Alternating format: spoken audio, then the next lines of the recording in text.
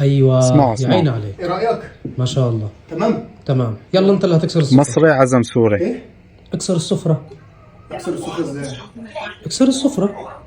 انت بتتكلم بجد يا ابني؟ اكسر السفره ازاي؟ طبيعي تكسر السفرة.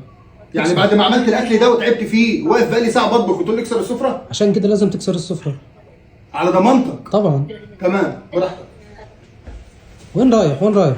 شو بتعمل؟ هكسر السفره. لا وين؟ لك دخيل ربكم ما أحلاكم، اثنيناتكم أحلى من بعض، وشكرا كتير لهذا المحتوى الهادف اللي عم بتقدموه. هلا نحن لما واحد يعزمنا ولا نعزم حدا بنقول له انت والله لازم تكسر السفرة، يعني انت لازم تكسر السفرة اول. شو قصنا بهذا الشيء؟ مش انه نمسك كرسي ولا دفة نكسر السفرة ولا روح له تعب وعمل اكل ولا هيك، لا، نحن بنكبر فيه، يعني بنحترمه بنقدره، نعمل له واجب، بنقول له والله تكسر السفرة انت، يعني اول واحد يحط لقمة بتمه ببلش بالاكل يعني انت.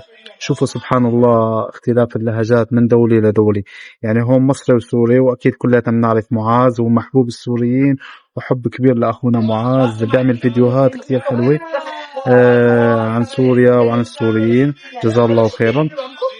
وهذا الفيديو كتير حلو ومنيح الناس تعرف اللهجة السورية. لما واحد يقول لك والله لا تكسر السفرة، يعني والله انت لا تبلش احتراما تقديرا. مثل مثلا اثنين طالعين بالسيارة بتقول لا والله نحن الكبير بيقعد قدام والصغير بيقعد ورا، ممكن بدول تانية تقديرا الكبير يقعد ورا مشان يرتاح. فهمتوا علي كيف؟ سبحان الله اختلاف اللهجات كتير حلو. وتحياتي للشعب المصري وتحياتي للشعب السوري، وفيديو راقي جدا. تحياتي للجميع.